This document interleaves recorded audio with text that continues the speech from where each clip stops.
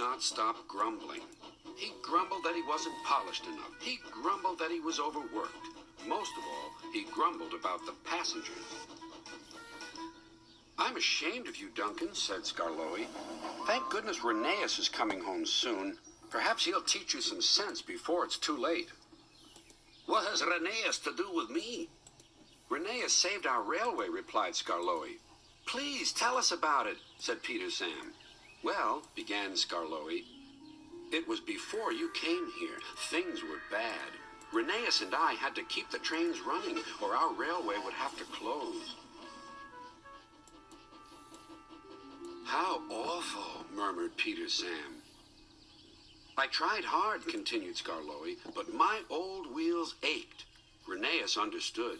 "It's my turn now," he'd tell me.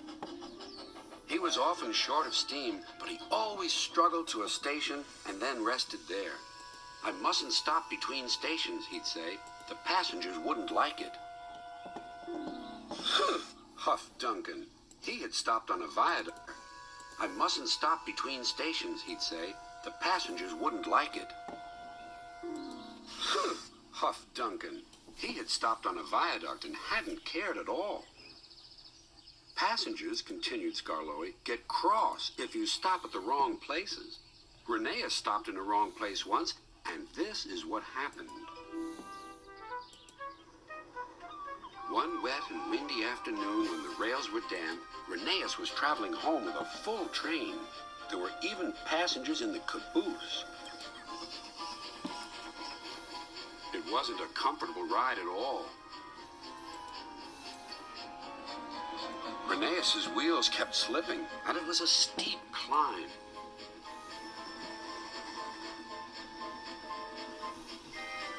At last his wheels gripped the rails again. "The worst is over," he thought. "Now we're away." At last his wheels gripped the rails again. "The worst is over," he thought. "Now we're away."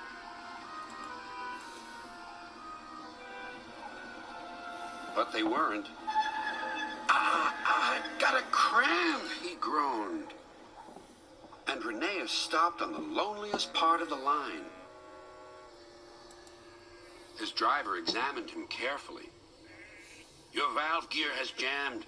We need to reach the next station. Do you think you can still get us there?" "I'll try," replied Rheneas.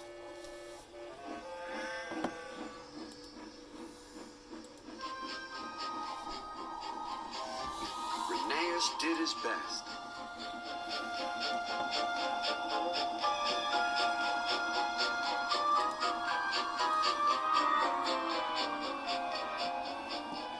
"If I fail," he thought to himself, "the passengers will be cross and the railway will close." Everything blurred. He was really too tired to make another turn of his wheels, but he did.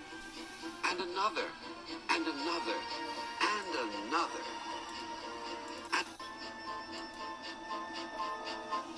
Everything blurred. He was really too tired to make another turn of his wheels, but he did. And another, and another, and another.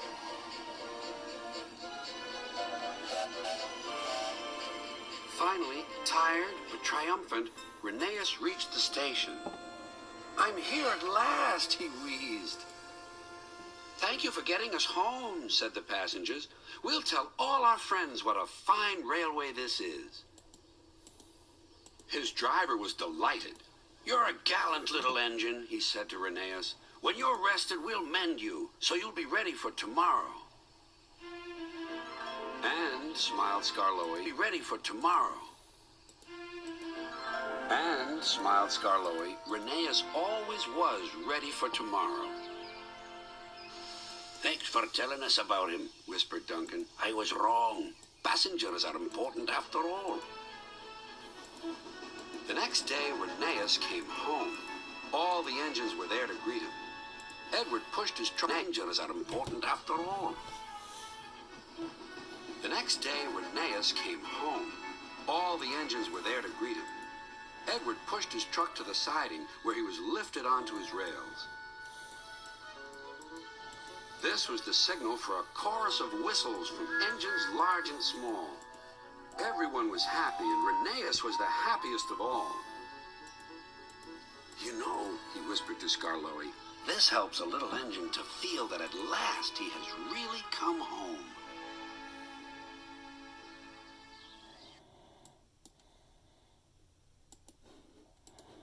Straight to the steam